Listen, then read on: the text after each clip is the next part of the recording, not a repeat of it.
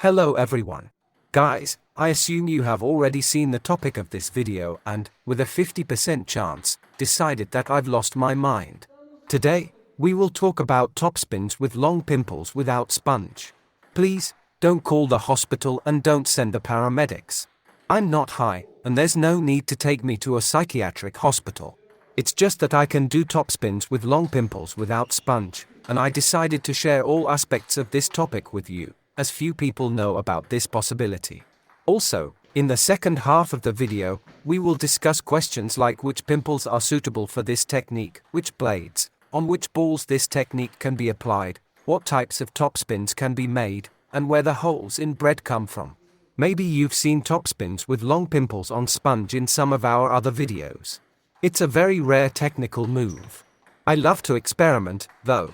So as soon as I glued my first pimples to the blade, I immediately began trying every type of movement with the racket that I could think of. That's my way of learning to play with long pips.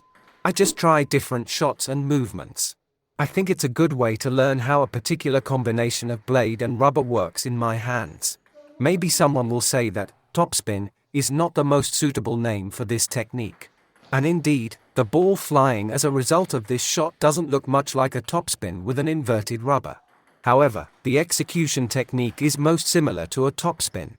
I started making these TOPSPINs almost by themselves. While learning a new rubber, I tried different movements, some worked, some didn't. I changed the movement and so on, gradually finding the technique that works well. How meaningful is it to make them? After all, long pips without a sponge can't generate any significant spin, no matter how hard you try. Even if you gave them to Ma Long, he wouldn't be able to spin the ball a lot with them. Therefore, someone might think that since you can't generate spin with the pimples without sponge during a TOPSPIN, then what's the point of it? What's the purpose of such a TOPSPIN if it lacks rotation?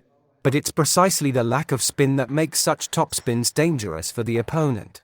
Since the ball behaves in a way that's unfamiliar and unexpected for them. Any opponent is used to blocking TOPSPINs with spin from an inverted rubber, not such a TOPSPIN without spin.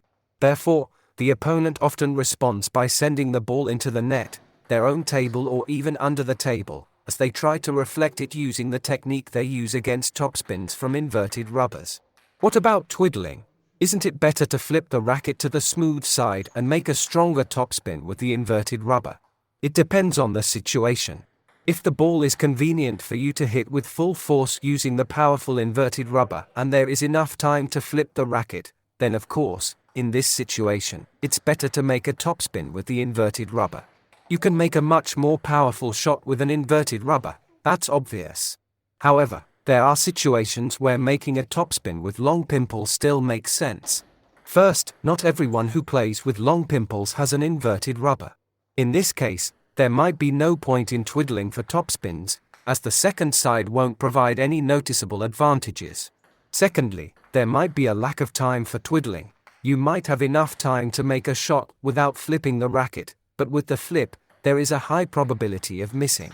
By the way, while we're creating interesting and useful videos and reviews for you, please visit our TT Maximum store more often for your purchases. That would be the best way to thank us for our videos. Thirdly, the game situation itself might be such that there's no opportunity for a powerful shot that would give an advantage to the inverted rubber. But you can simply make an unexpected precise attack, which will be quite effective with long pimples because of the surprise factor and because of the unusual no-spin ball. Therefore, when compared to inverted rubber, it can be said that the overall applicability of TOPSPINs with inverted rubbers is much wider. But this doesn't rule out the possibility of using TOPSPINs with long pimples in certain situations. Additionally, mastering another technical skill hasn't hurt anyone. It's extra development of coordination and expanding your playing perspective. I think this is more useful for those who want to play more efficiently, more diversely, or simply enjoy making TOPSPINs from time to time but don't want to flip the racket. When some time ago I accidentally discovered that I could make TOPSPINs with long pimples without a sponge, this new playing possibility intrigued me. Since then, with all the new pimples that come to my racket, I try to make TOPSPINs. I found out that some rubbers are suitable for this, while others aren't. To be precise, the suitability of long pips without sponge ranges from high to none. Now, I'll try to clarify this topic for you. I play with the INHA 970XXA blade. This is an arolate carbon blade with an OFF speed. We've tried it with inverted rubbers of various types and hardness, and with different long pimples. An excellent modern blade. I recommend you pay attention to it if you're looking for a blade. There's a review of it on our channel. The link is on the screen and under this video. So, just accept the fact that it's possible to make topspins with long pimples without sponge, and even useful. I've tried using them in games with different players, including in tournament conditions. This element is worth attention, although you can still play successfully without it. What types of topspins can be made? You can make slow ones, even short ones. You can make powerful ones. Different types are possible, depending on the ball that comes to you and the properties of your racket. It depends on the racket properties. Since there is no sponge, the hardness of the blade plays a big role. The harder the blade, the harder it is to make a topspin, because the ball doesn't stay on the rubber as well. A more flexible blade increases the time the ball stays on the rubber, thereby increasing the ability to control it. A third important point is that long pimples come in different varieties. Inverted rubbers also vary, and you can make a topspin with any inverted rubber.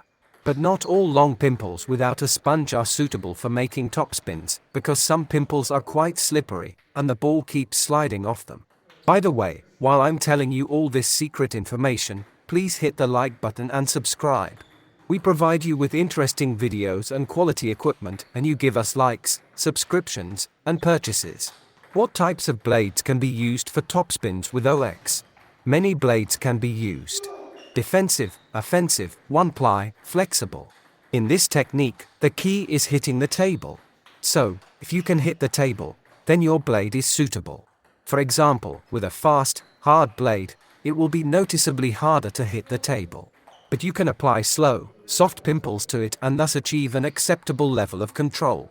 So, for topspins with OX, you can probably try any blade, depending on what pimples you have. Which long pimples would I highlight as the most convenient for topspins? Any slow pimples can be tried. I doubt the developers of long pimples ever imagined that someone would use them this way. But my experience shows that this technique is quite effective when executed on convenient balls. Next, medium speed long pimples without a sponge. On an attacking blade, you can make topspins with them. This is more difficult than with slow ones, but still acceptable for intermediate amateur level. These could be pimples with weak or strong grip. It's hard to say what will be better for you. It's a matter of taste. Control will likely be acceptable if your pimples aren't too hard and your blade isn't too stiff. There might also be cases where the properties of the rubber don't suit topspins for some reason. On slower blades, it's also possible to try. It will probably be easier to hit the table. And overall, this isn't a power move, but rather a tactical one, so the speed of the topspin doesn't matter that much. Next, fast long pimples. Control of the topspin on an attacking blade is worse than desired. It's difficult to hit the table. I tried pimples with a weak grip. This makes it harder to hit the table. I like to experiment and try different things. But in my opinion, fast pimples with weak friction on an OFF blade offer an unacceptable level of control for tournament play. For recreational play, when you don't really care if you win or lose, it's worth trying. If the blade is defensive or medium speed, then with fast pimples, it will be easier to hit the table due to the speed and increased time the ball stays on the racket. In general, considering the overall properties of the racket, if you want to make topspins with long pimples without a sponge, your racket shouldn't be too stiff. I'm talking about the combination of blade and rubber properties. You need some grip, and the speed shouldn't be too high. It's also not necessary for the pimples to be maximally grippy. You can still make topspins with pimples with weak grip, if the speed of your racket isn't too high. What's the key in making a topspin with long pimples? The main thing is to hit the table. You should remember that this isn't an inverted rubber, and hitting a topspin with long pimples is more difficult than with an inverted rubber, so you need to be more careful about choosing balls and not try to hit them with all your might. First and foremost, think about your safety, meaning you should only attempt it on balls where there is a high chance of not missing. At the same time, if the ball is convenient, you can make a powerful topspin not by the speed of the pips, but by the technique of the movement. So, even if you have slow pimples, you can still make powerful topspin. And remember, long pimples are generally relatively slow rubbers, so don't expect them to generate the same speed as a PIPS intenser. Which balls are worth attacking with topspins using long pimples OX? As for spin, you can attack on underspin, flat balls, topspin, and side spin. In short, the direction of the spin doesn't play a major role here, other factors are more important. In this case, it's more important to have enough time to process the ball. So, most likely, you'll be making a topspin against a not fast ball. Now it's time to say a few words about technique. I won't go into detail, it's unnecessary. Pimples come in different types, and the characteristics of the blade and rubbers significantly affect the technique, so all this needs to be tested and figured out in practice. The key point here is that before you start making topspins with long pimples OX, you should already master the topspin technique. I'm emphasizing this for those who want to make topspin with long pimples, but don't yet know how to make topspin with inverted rubber. If you can't confidently make a topspin on backhand with a regular inverted rubber, don't try to do it with long pimples OX. Because learning to make a topspin on long pimples is extremely uncomfortable. I won't dive into the details of why, just accept it as a fact. An inverted rubber is 10 times more convenient for topspins in general, so you should learn with an inverted rubber. Once you've mastered the technique and can confidently make a topspin with an inverted rubber, then you can try it with long pimples OX. But I stress, do not start learning topspins with long pimples. Overall, from what I've noticed, I can say that you can make a topspin by grazing the ball, mostly using grip with the pimples. And you can also make it with a movement through the ball.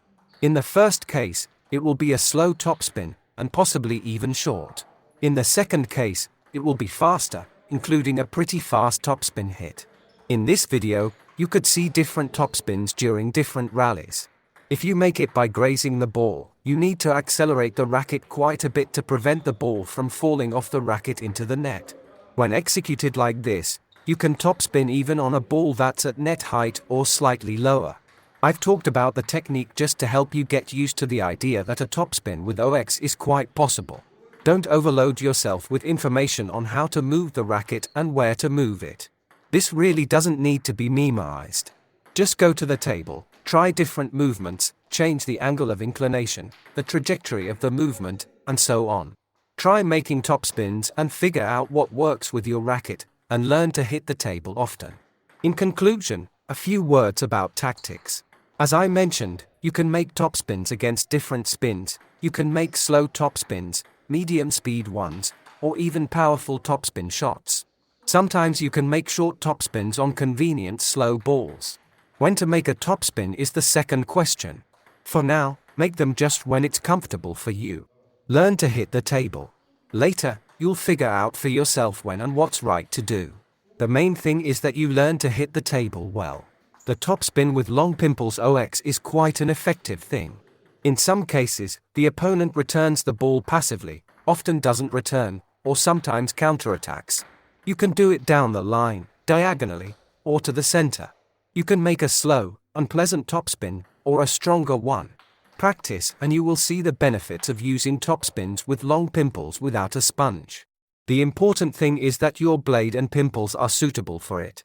That's all. If you have any questions about this topic, ask them in the comments under the video.